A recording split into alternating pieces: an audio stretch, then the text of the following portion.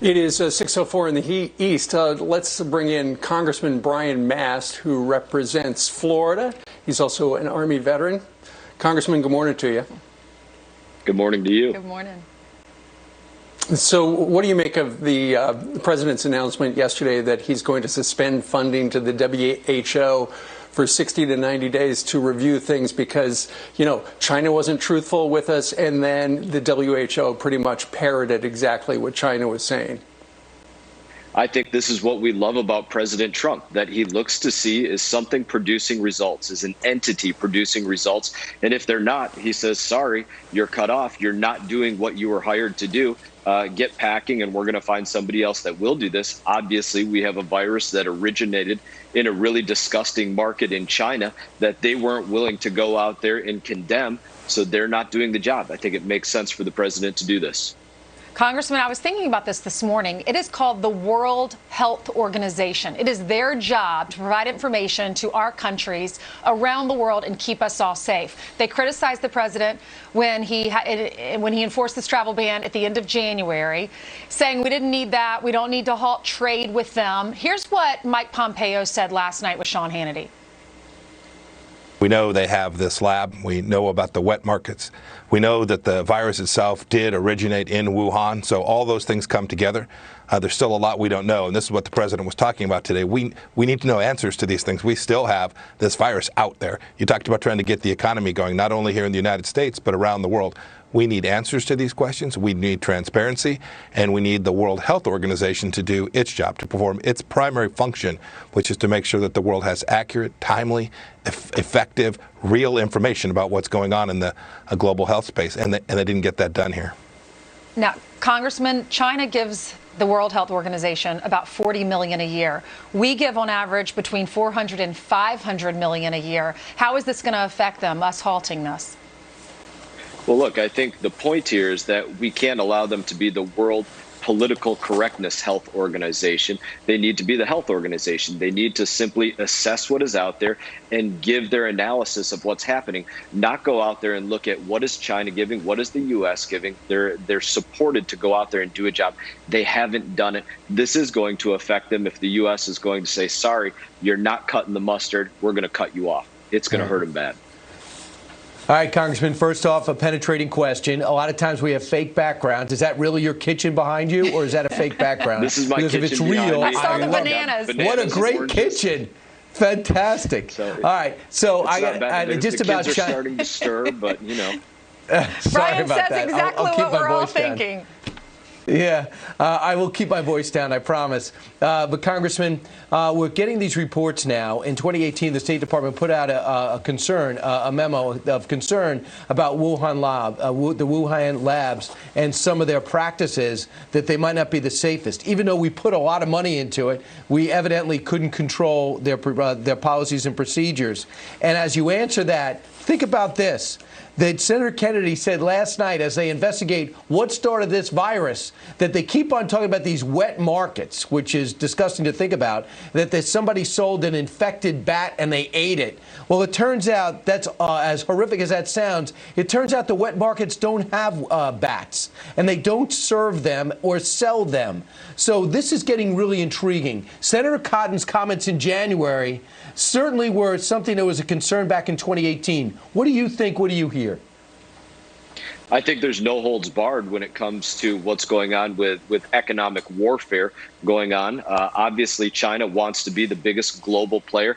I wouldn't put it past them. These are things that we should be investigating in Washington right now in, say, the Foreign Affairs Committee. What is going to be the U.S.'s global response or our encouragement to other nations in terms of responding to China, whether it came out of a wet market or whether it came out of a lab? We know that they did their absolute best to keep it secret from their people and from the world and allowed it to spread in this pandemic way. There needs to be an accountability. I think Senator Cotton has spoken about that well. That's some of the work that we should be doing in Washington right now, and it's timely. Of course, you are in the House of Representatives. Nancy Pelosi is the Speaker of the House. She's had a letter she sent out that said, ignore Trump and listen to the scientists. Amongst the quotes, here's one we have selected for you to comment on. She said, "We will overcome this moment, but success requires one fundamental from which all actions will follow. We need the truth.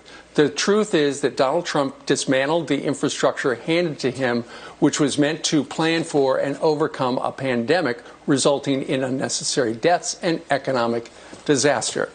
What's your comment to the Speaker about her comments, sir?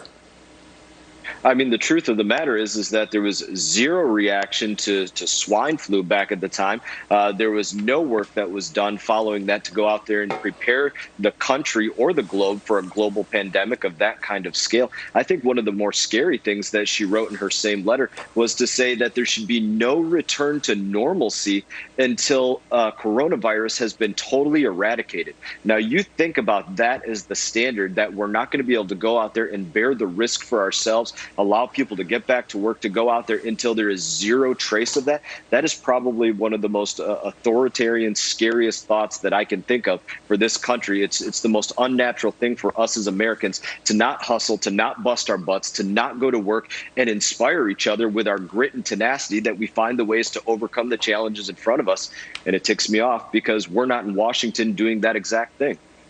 We keep hearing that the president, the first case was here in the United States January 21st. President did the travel ban 10 days later at the end of January. Was criticized by the Democrats for that. Nancy Pelosi, a month later, at the end of February, was saying, come down to Chinatown to celebrate the Chinese New Year. Lindsey Graham was commenting on what the Democratic leaders were focused on in January and February. Watch this.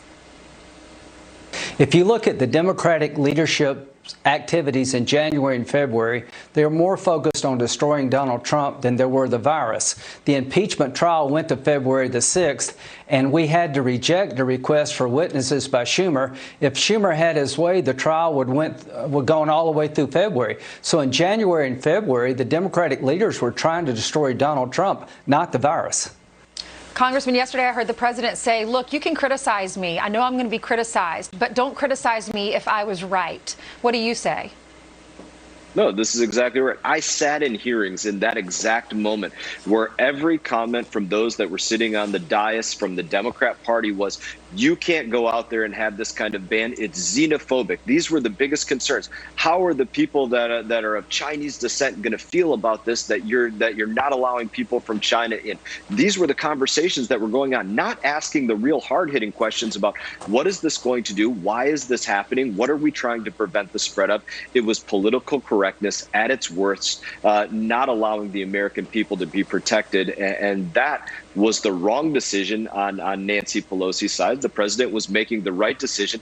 And I don't think that there's one American in the country that would go back and say, hey, let me Monday morning quarterback this. President Trump, going back, you probably shouldn't have cut off that travel from China or from Europe. I don't think there's anybody that would go back and say that. He was correct. So let's end the way it started, talking about China. And that is, not only are they not apologetic for poisoning 180 countries, they have a disinformation campaign that's thankfully getting pushback. The latest one in France, where they were criticizing the French response to it by letting old people die, so they called in their ambassador. Did something very similar in Britain, and they're going into Germany, having them, egging them on to say some positive things about China. How long are we going to let them try to PR their way out of this without taking responsibility for this? Look, we're not going to. Again, this is one of those things that we look at and we say, this is why we're proud to be Americans, is because of the value that we place on life that they don't necessarily place on it in China. But we should be looking for, how do we react to China's government in this situation? Should we be holding their debt that they hold of the U.S., or should every country be looking at debt that China holds of their nation and saying, we're going to hold that forfeit because of what you've allowed to happen that has affected all of our economies? These are real conversations that need to happen right now. Because they want to emerge as the dominant superpower, Brian, out of this. And I think it's up to you guys to go on the offense to stop it. This is one of the situations that only the U.S. can lead in this kind of effort. It's not in all likelihood going to be France or Great Britain or somebody else that steps up and says, you know what, we're going to hold your debt liable or the debt that you hold liable to us. That's not going to happen. The U.S. has to lead on this kind of charge to say there's going to be a global response to China because of what they allowed happen, because of their secrecy, and we have to lead on that front. If we don't, it's not going to happen. All right. He's not in the House of Representatives today. He's actually at his house in Palm City down in Florida. Congressman, thanks for joining us from your kitchen. It's safe now to make a Pop-Tart.